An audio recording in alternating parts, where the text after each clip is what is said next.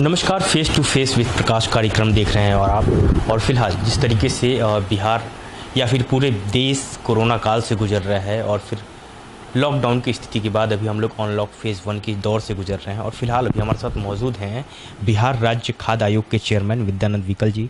विद्या sir, बहुत बहुत स्वागत आपका नेशनल न्यूज़ नेटवर्क पे। आपके चैनल को भी आपको ही मैंने मेरे तरफ से अभिनंदन किया। आपने इस कोरोना काल में लॉकडाउन के पीरियड में आप लोगों ने रिस्क लेकर के और जनता की सेवा की, लोगों में अवेयरनेस लाया, जागरूकता लाई और ज़मीनी स्तर पर जो समस्याएं थी उसको खोज करके लाया, सरकार के सामने रखा, प्रशासन के सामने रखा। सर, चूँकि कोरोना काल चल रहा है और लॉकडाउन की स्थिति के बाद हम लोग अभी अनलॉक फेज़ 1 से गुजर रहे हैं और ख़ासकर बिहार राज्य खाद्य आयोग पे इसकी काफ़ी जिम्मेवारियाँ देखी गई आपके राज्य में। तो आप लोगों ने जब स्टार्टिंग लॉकडाउन हुई थी और अभी तक अनलॉक फेज़ 1 तक किस तरह का आप लोगों ने काम किया, लोगों तक कैसे पहुँचे और कितनी सारी दिक्कतों का सामना करना पड़ा, कितना आपने निपटारण किया? देखिए, मेरे खाद्य आयोग के अध्यक्ष बनने के बाद ये मेरे सामने बहुत बड़ी चुनौती कोरोना और लॉकडाउन भी बन के आया। देश के लिए कोरोना एक, दुनिया के लिए कोरोना एक बहुत बड़ा संकट है, वैश्विक महामारी है। लेकिन लॉकडाउन के बाद में जो राज्य में और देश के अंदर में जो समस्याएं, खास करके गरीबों के लिए, गरीबी रेखा से नीचे जीवन बसर करने वाले लोगों के लिए, तो वो हमने अपने आंखों से देखा और कानों से सुना भी। और जैसे ही 24 तारीख को लॉकडाउन हुआ और 25 तारीख को मेरे पास जो खबरें आने लगी और हमने अपने नंबर को फेसबुक के माध्यम से, सोशल मीडिया के माध्यम से हमने लोगों से अपील किया कि किसी भी तरह का अगर कोई संकट है, कोई समस्या है, आप हमारे नंबर पर बात कर सकते हैं, हमको मैसेज डाल सकते हैं। और हमें याद है कि उस दिन के बाद अखबार के, खास करके प्रिंट मीडिया ने, ये प्रभात खबर ने हमारे उस खबर को छाप दिया और उसका व्यापक असर पड़ा और भी अखबारों ने इसमें सपोर्ट किया। और मैं आपको बताना चाह रहा हूँ कि उस क्रम में आप भी हमारे पास में आकर के मेरा इंटरव्यू किया था। तो हम जो देख रहे हैं कि और हमें अपने काम पर बड़ी संतुष्टि हुई, सरकार के कामों पर भी, खास करके नीतीश कुमार जी ने जो काम किया उस पर हमें काफ़ी गर्व होता है कि उन्होंने गरीबों के लिए रात दिन एक कर दिया, रात दिन, है ना। उस आदमी का इस रूप में महानता है कि गरीबों की इस हद तक चिंता की कि नींद उनको नहीं आ रही थी, चेहरा उड़ा हुआ था। हम बिहार को कैसे बचाएं, देश को कैसे बचाएं, जिस टाइप से दिल्ली में बैठे हुए लोग अपना चिंता कर रहे थे, उसी टाइप से। और मैं आपको बताना चाह रहा हूँ, क्योंकि हमारे लिए एकदम खाद्य आयोग नया था, ये संकट भी हम लोगों ने, पूरी दुनिया ने पहली बार देखी, तो हमें काम करने का भी एक बहुत अवसर मिला। और देखते ही देखते हमारा नंबर न सिर्फ इंडिया के कोने कोने में, सुदूर इलाके में, बल्कि दुबई में भी और यहाँ तक कि काठमांडू और नेपाल में भी हमारे नंबर गए। मैं आपको बताना चाहता हूँ कि देश के अंदर में सिलचर से आप शुरू करते हैं त्रिपुरा के, फिर गुवाहाटी, कलकत्ता के कई बड़े, मैंने पश्चिम बंगाल के कई शहरों, भुवनेश्वर, फिर इसके बाद में केरल, कर्नाटक, आंध्र प्रदेश, आप आइए, तमिलनाडु, महाराष्ट्र, गुजरात, फिर मध्य प्रदेश, छत्तीसगढ़, हिमाचल, अब और भी आगे जाइए तो गोवा, दमन, दादर नगर हवेली, कश्मीर, और फिर उत्तर प्रदेश, हरियाणा, पंजाब, दिल्ली, ये सभी जगह से जहाँ बिहार के लोग और दूसरे प्रदेशों के लोग, दूसरे भाषा के लोग भी थे, जो मजदूरी या यूँ कहे कि कारोबार करने के लिए गए थे, वो सारे लोग हमारे साथ हमारे मोबाइल पर और व्हाट्सएप पर जुड़ गए। मैं आपको बताना चाह रहा हूँ कि हमने उनके संकट को काफ़ी करीब से देखा। कश्मीर में 14 लोग हमारे फंसे हुए थे, मधुबनी और इस साइड के उत्तर बिहार के लोग, उनके पास आधा किलो आटा था और उसे ही वो लोग पी करके, किसी टाइप से चाय बना करके पी रहे थे। हमने ठेकेदार से बात की और उनको तब नगद दिलवाया 2000। तो उनकी गाड़ी, जीवन की गाड़ी, जीने की जो तरीके थे उसमें बदले। और इस टाइप से बहुत सारे सेक्टर में हमने काम किया, इंडस्ट्री क्षेत्र में हमने काम किया जहाँ पर लोगों के फंसे हुए थे, खाना दिलवाना। और बहुत सारे एनजीओ के लोगों से भी हमने बात की जो हमारे संपर्क में रहे हैं। जितने भी सरकार ने ऑनलाइन जारी किया, दिल्ली सरकार भी और खास करके बिहार सरकार, उस सबको हमने पूरा अपने सोशल मीडिया के माध्यम से हाईलाइट किया। और साथ ही साथ मैं आपको बताना चाह रहा हूँ कि इसका असर इतना पड़ा कि हमारे जो आयोग का, बिहार राज्य खाद्य आयोग का मेल था, उस मेल पर मैं आपको बताना चाहता हूं कि लाखों डाटा हमारे पास आज भी उपलब्ध हुए, जिसको आपदा प्रबंधन में हमने ट्रांसफ़र किया है। आज हमारे पास बिहार के चीफ मुख्य सचिव के एक पत्र भी आया है कि हम क्या कर रहे हैं, क्या किया और क्या कर सकते हैं आगे, क्या नहीं कर सकते हैं, उसका पत्र आज ही हमको प्राप्त हुआ है। तो इस टाइप से मैं आपको बताना चाहता हूं कि सारे लोग, उसमें महिलाएं, कुछ तो गर्भवती महिलाएं, मैं आपको ये भी बताना चाह रहा हूं कि कुछ वैसे लोग भी जो इंटरकास्ट मैरिज किए हुए थे और चले गए थे, उनके सामने भी संकट आया। उस सारे लोग हमको अपनी अपनी व्यथा कथा सुनाए और सबको हमने मदद किया। हम रात रात में 2-2 बजे तक, सुबह से लेकर के 2-2 बजे रात तक जाग करके एक एक बात बताया। सरकार ने हमारे कोरोना सहायता ऐप लॉन्च किया, उसको कैसे रजिस्ट्रेशन होगा उसके लिए परमिट किया, हम लोगों ने बताया आप इसमें जाइए।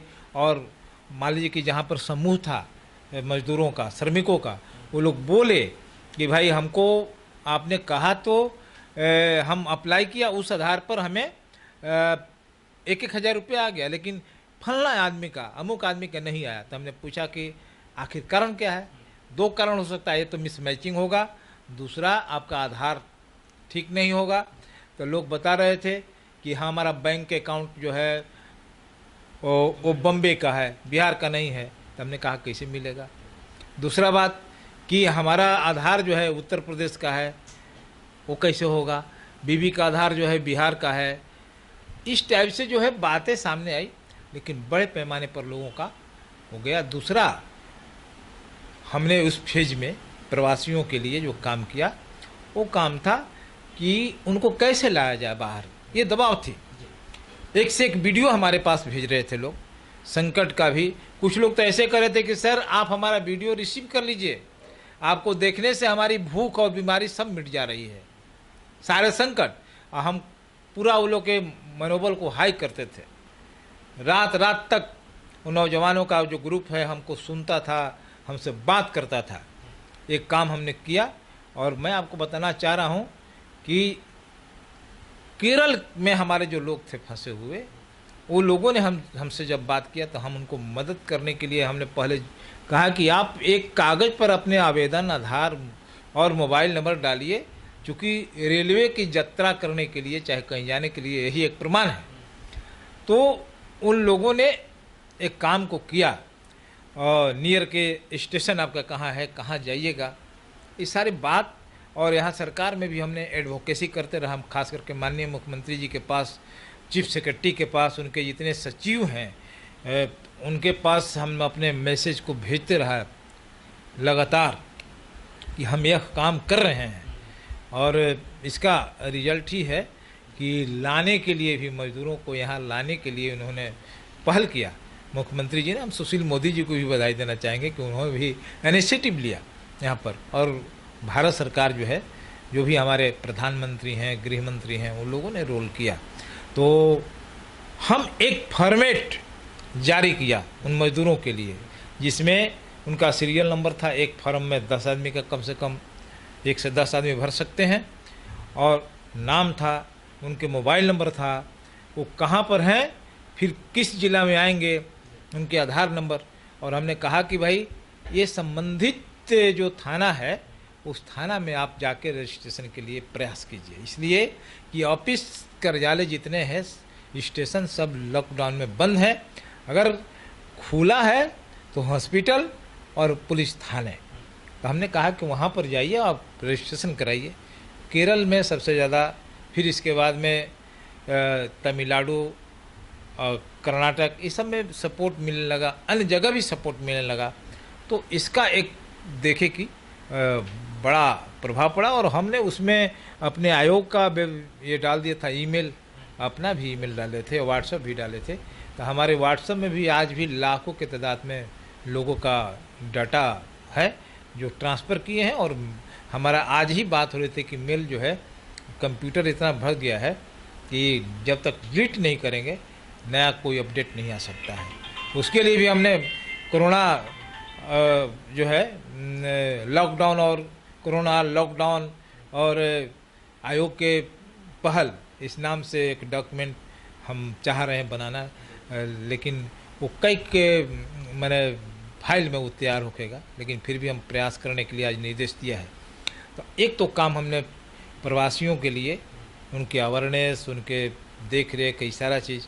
और हमको पता है कि सैकड़ों लोग जो दिल्ली हरियाणा से थे, वो मजदूरों की जमात वो साइकिल से, पैदल के अलावा साइकिल से लोग आया, खगड़िया चला गया, पूर्णिया तक चला गया। मेरे पास है, बस से जब वो लोग आ रहे थे, जब ऑर्डर हुआ वहाँ से ले करके, तो दुर्गावती जो हमारा उत्तर प्रदेश का बॉर्डर है, वहाँ पर जब पुलिस रोक दी तो वहाँ भी हमने पहल किया, उनको छुड़वाया, वो गंतव्य जगह पर आए। हमने वो बोला कि भाई सीधे घर में मत जाइएगा, आप जा कर के ब्लॉक में खड़ा हो जाइए, अपने नियरेस्ट थाना में खड़ा हो जाइए कि हम फलना जगह से आए हैं, और इसके बाद में आप मैंने क्वारंटीन सेंटर जो बना है उसमें आप जाके शामिल हो जाइए, तभी जाइएगा, ताकि आप भी सुरक्षित रहिएगा, परिवार सुरक्षित रहेगा। तो एक तो इस लेवल पर हमने काम किया। दिल्ली में तो हंगामा ही हो गई, दिल्ली देश की राजधानी है, और वहाँ पर जब थाने में लोग पहुँचने लगे भाई रजिस्ट्रेशन हो, तो वहाँ हंगामा खड़ा हो गया, वहाँ की सरकार और भी। तो हमारा जो बिहार के कमिश्नर वहाँ पर लीड कर रहे थे, रात में हमको 11 बजे फ़ोन किए कि सर दिल्ली में जो आप फॉर्म आपका चल रहा है इसको रुकवा दीजिए। और तब तक के रेलवे का ऑनलाइन बुकिंग शुरू हो गया। तब हमने रात भर मेहनत उस दिन की, सोशल मीडिया में जितने फ़ोन आए सभी को हमने बोला, व्हाट्सएप ग्रुप पर हमने लिखा, हमने 7-8 ग्रुप बना दिया था प्रवासियों का और बिहार के लोगों का, बाहर फंसे हुए लोगों का, वो सब ग्रुप में डाले कि भाई अब रजिस्ट्रेशन शुरू हो गया। और सरकार ने जो रजिस्ट्रेशन के लिए रेलवे ने ये सब किया था, सब हमने अपडेट किया और उसका भी बेनिफिट मिला। दूसरी बात मैं आपको बताना चाह रहा हूँ कि जब यहाँ पर आ गए तो कोरोना सेंटर से हमको लोग फ़ोन करने लगे, अगर कोई दिक्कत हुई, चूँकि 54-55 रुपये का पैकेज था, तो उसमें दिक्कत हुई तो वो भी फ़ोन किए, उसको भी हम लोगों ने एसटीओ को, बीडीओ को, संबंधित व्यक्तियों को बोल करके हमने सेट आउट कराया। तो इस मोर्चे पर भी हमने काम किया। और फिर मैं आपको बताना चाह रहा हूँ कि दूसरा जो बड़ा आबादी हमारी यहाँ पर है और यहाँ पर जन वितरण, उसकी एक भूमिका थी। इसमें तो 3 डिपार्टमेंट का अहम रोल था। पहला तो आपदा वाला, दूसरा आपदा के साथ ही जुड़ा हुआ है ये फूड सिक्योरिटी वाला मामला, तो ये जिसमें जन वितरण के माध्यम से राहत राशन देना था। और फिर इसके बाद में हॉस्पिटल, बाकी तो सारे बंद थे। पुलिस एक लॉ एंड ऑर्डर की काम कर रही थी। तो ये 3 जो है राहत के लिए काम कर रहे थे। तो बिहार में बहुत बेहतर काम हुआ है।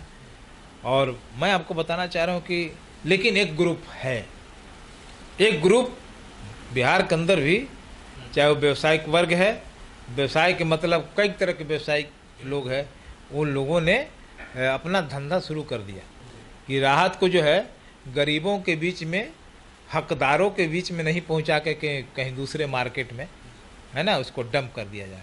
तो यहाँ पर हम लोग कस के लगे। अब 24 तारीख के लॉकडाउन हुआ, 25 तारीख की खबरें आ रही है हमको किशनगंज से, वैशाली से और भोजपुर से कि आटा का दाम 2 गुना हो गया, तेल का दाम 2 गुना हो गया। और पटना से भी कई पत्रकारों ने कहा, हमने कहा कि तब हमने एक मैसेज दिया उस दिन, तुरंत ही, चूँकि सरकार में हम सचिवालय में थे और सरकार की प्लानिंग थी कि जो करप्ट ग्रुप है वो चाहेगा लूट लेना। तो हमारे ये दिमाग में था, सरकार उनके ऊपर नज़र रख रही थी कि ऐसे जो कालाबाजारी करने वाले लोग हैं उसको कैसे हम कंट्रोल करें ताकि राहत पहुंच जाए। तो हमने तुरंत ही लिखा अपना फेसबुक और व्हाट्सएप में कि कोरोना और करप्शन के जंग में हमें साथ दें। और इसका इतना असर पड़ा कि लोग वीडियो बनाना दुकानदारों के, है ना, कि आप ये बताइए कि आज मैंने रात में ये लॉकडाउन हुआ, रातों रात दुगना दाम कैसे हो गया, है ना। 1 महीना के बाद आप कह सकते हैं कि भाई गाड़ी बाहर नहीं आ रही है, इसलिए हमको ट्रैवलिंग चार्ज ज़्यादा लग गया, चाहे और सब की हो सकता है। तो इसमें अखबार से लेके सारा लोग, हमने कहा कि वीडियो बना करके हमारे पास भेजिए आयोग के चेयरमैन के पास और हम कार्रवाई करेंगे। इसका असर पड़ा कि मार्केट रेट पर चीज़ें आ गई। नंबर 1, सरकार भी एक्टिव हो गई। हम लोग जो है महंगाई के मार नहीं झेले, खदान की संकट नहीं रही। 5 किलो जो अनाज देना था पर महीना पर हेड फ्री, वैसे लोग जो राशन कार्ड वाले नहीं थे उनको राशन कार्ड बनाने का काम भी सरकार ने किया। और जिनके राशन कार्ड थे उनको मिल जाए, या 1000 उनके अकाउंट में पैसा चला जाए इस पर।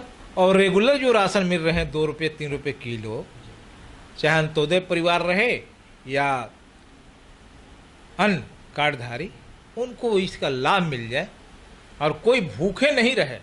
जिनके पास राशन कार्ड नहीं है उसको भी राशन पहुंचाने का, राहत देने का काम सरकार ने की थी। उसको हमने मॉनिटरिंग किया सभी जिला में। और इस बीच में इतना खबरें आने लगी कि डुमरांव में एक कालाबाजारी करने वाले जो है व्यापारी के ऊपर छापेमारी करवाई, 1 ट्रक माल हमने जब्त करवाया और FIR हुआ, जेल गए वो। एक रोहतास में 2 जगह पर, कोचस में, और फिर इसके बाद में शिवसागर में हमने FIR करवाया, फिर खगड़िया में FIR करवाया। 2 जगह सड़ा गला माल सहार में और दरौली सिवान में दे रहा था। भोजपुर के सहार में हमारी वहाँ पर महिला प्रखंड अध्यक्ष है फिरोजा खातून, उसने खबर की और उसको हमने पूरे माल को वापस करवाया।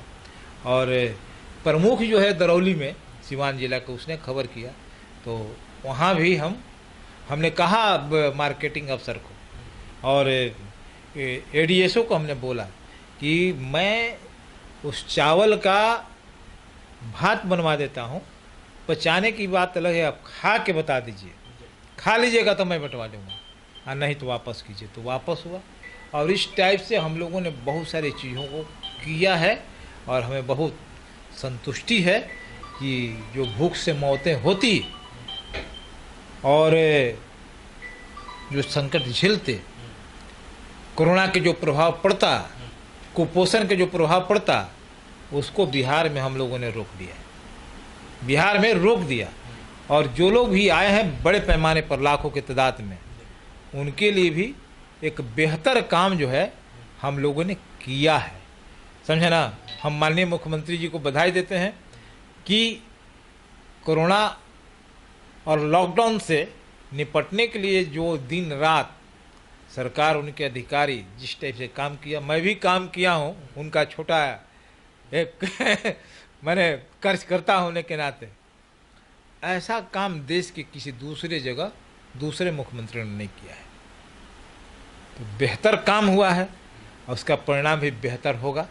लोग संतुष्ट हैं।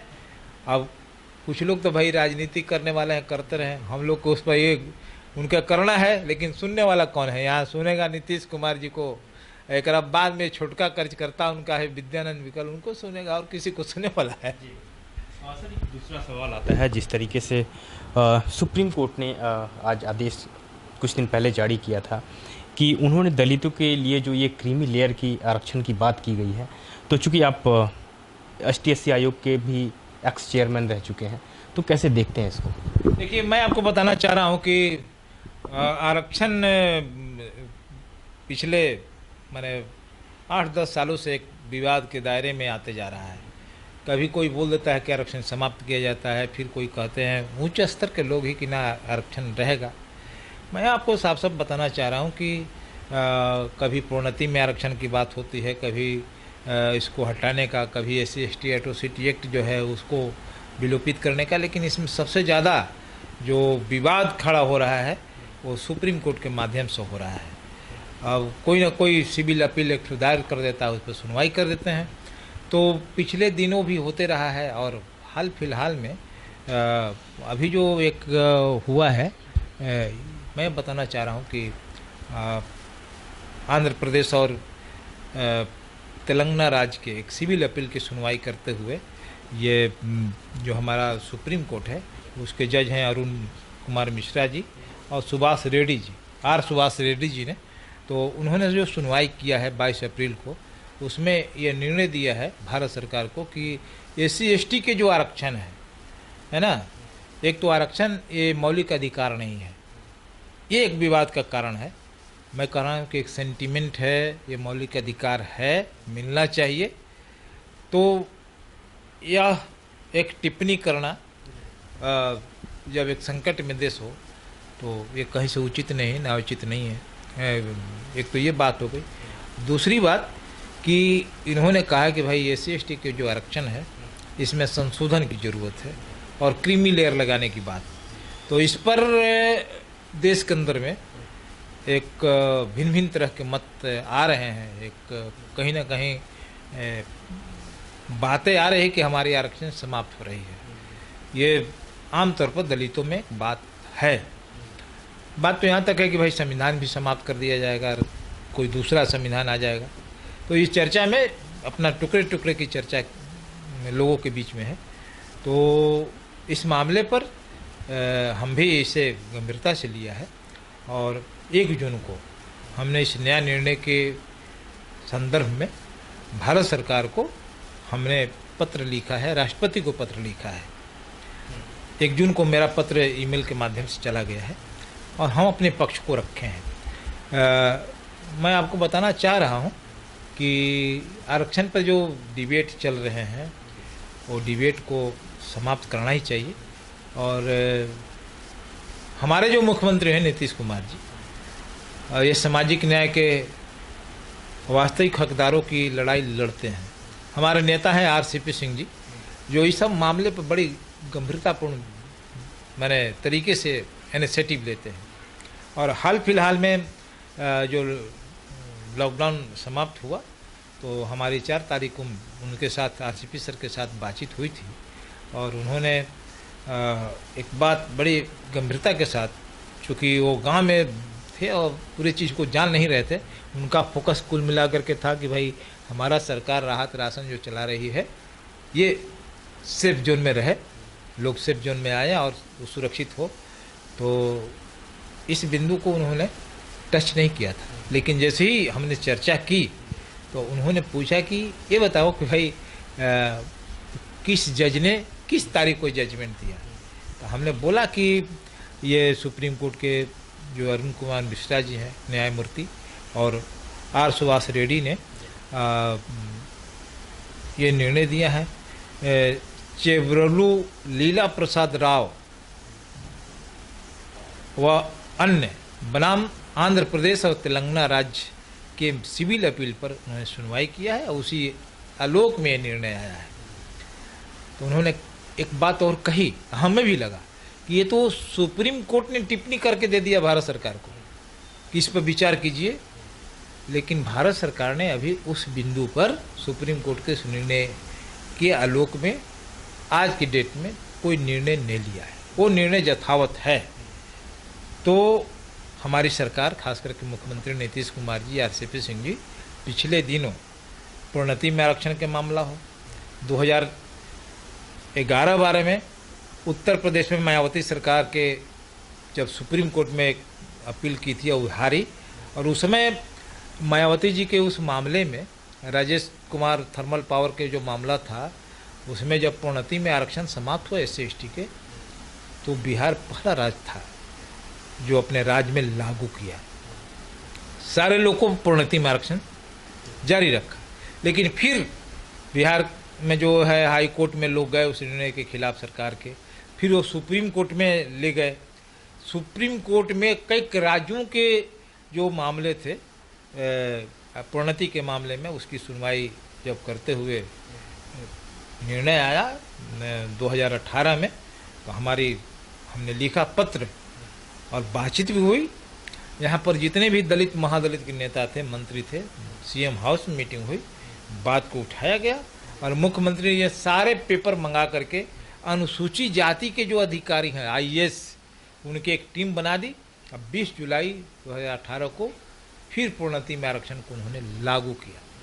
तो ये जो एजेंडा है, इसके अलावा जो मैं और आपको पीछे जाके बताना चाह रहा हूँ कि यूजीसी के मामले में 13 पॉइंट या 200 पॉइंट वाला जो मामला था लेक्चरशिप की बहाली में, शिक्षकों की बहाली में, उसमें भी हमारी ही पार्टी ने, हमारे ही नेता ने, आरसीपी सिंह जी जो हमारे पार्टी के संगठन के राष्ट्रीय महासचिव हैं और संसदीय दल के नेता हैं, उन्होंने पार्लियामेंट में बातों को रखा, सरकार में बात को रखी, मुख्यमंत्री जी भी रखे और मुख्यमंत्री जी ने जनरल मंच पर ऐलान किया कि कोई माई का लाल नहीं है जो आरक्षण को समाप्त करेगा।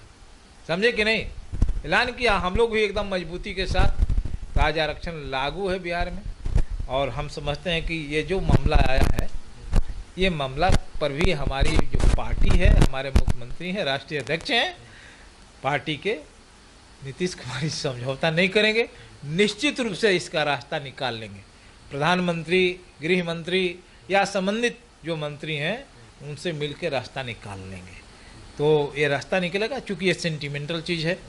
लेकिन एक बात तो है कि अब रामविलास पासवान जी, पूरे परिवार जो है, इसी को तो सामने रख के लोग बोलता है, पूरे परिवार जो है पार्लियामेंट में लंबे समय से दखल कब्जा जमाए हुए हैं। और भी लोग हैं इस टाइप से। तो अब जो है अन्य मामले पर सामने नहीं आते हैं, ऐसे ऐसे मामले पर। तो दलितों के भीतर जो वंचित वर्ग है उसके ऊपर मैंने कसर इसका है। तो अब देखिए क्या रास्ता निकलता है। लेकिन फिलहाल तो हमने पत्र लिखा है, तो इस पर रोक लगना चाहिए जब तक कोई वैकल्पिक प्रबंध नहीं हो जाता, लोग तैयार नहीं हो जाते हैं। आरक्षण मौलिक अधिकार है और मौलिक अधिकार के रूप में रहना चाहिए। हम तो इस विवाद को हल करने के लिए 9वीं अनुसूची में डालने की भी बात करते हैं। ये बात। और सर, जिस तरीके से बिहार विधानसभा भी काफ़ी नज़दीक है और आपकी पार्टी खासकर जदयू किस तरीके से इस पर काम कर रही है, लोगों तक किस तरह पहुंचने का काम करेगी और कैसे देखते हैं इस बार? देखिए, पहले तो मैं आपको बताना चाह रहा हूँ कि, और आपके माध्यम से पूरे देश के लोगों को बताना चाह रहे हैं कि बिहार में कई तरह के चुनाव को लेकर के बहस चल रहा है। लेकिन चुनाव का अपनी एक प्रक्रिया है और समय पर होगा। चुनाव मैंने नवंबर के पहले हो जाना है और 24 नवंबर जो है उसका कट ऑफ डेट है। सरकार का गठन भी होना है। और मैं समझ रहा हूँ कि हमारे जो पार्टी है जनता दल यू, और ये अपना लंबे समय से, ये कोरोना काल से भी बहुत पहले से तैयारी अपना कर रही है। बूथ लेवल पर वो अपना स्ट्रक्चर खड़ा किया है, कैडर फोर्स खड़ा किया है। हवाई नहीं, बूथ पर, प्रत्येक बूथ पर 2 आदमी तो वहाँ पर है, बूथ के अध्यक्ष सचिव, वो बनाया गया है। फिर बूथ में जो है कमेटी बनाई गई है। बूथ कमेटी में प्रत्येक टोला समुदाय के जो लोग हैं उसके प्रतिनिधित्व है। उस बूथ कमेटी में 2 महिला को रखा गया है जो पार्टी के सभी एक्टिव मेंबर हैं। तो उस लेवल पर पहले कभी तैयारी नहीं हो रही थी। लेकिन मैं आपको बता रहा हूँ कि पहली बार जनता दल यू ने और सारे 243 बूथों पर इस टाइप के काम किया है। फिर पंचायत कमेटी जो बनी है वो अध्यक्ष हैं, और उस कमेटी में जितने बूथ के अध्यक्ष सचिव हैं वो सब उसके कैबिनेट के मेंबर हैं। और उसकी मीटिंग जो है 15 दिन पर होती है। नीचे के बूथ कमेटी की मीटिंग महीना में 1 दिन होती है। और वो भी तय है कि आज मीटिंग अगर राम के पास हुआ तो अगला मीटिंग श्याम के पास होगा, और तीसरा मीटिंग सुनीता देवी के घर में होगा, दरवाजे पर होगा। ये बात फिर सारे जो हमारे पदाधिकारी हैं उनके दरवाजे पर नेम प्लेट भी लग गया है, झंडा लगा दिया गया है। तो संगठन के लेवल पर ऐसे, और सारे लोगों को अब दूसरे मोड में पूरी तरह से लेके हमारी पार्टी जा रही है। वर्चुअल रैली हो रही है, मुख्यमंत्री जी किए हैं और सारे रैलियां समाप्त हो चुकी है। तो ये बात हो चुका है और बहुत बेहतर तैयारी है। और हमको लगता है कि पिछले किसी भी समय से ज़्यादा वोट ले करके, ज़्यादा एमएलए जिता करके हमारे मुख्यमंत्री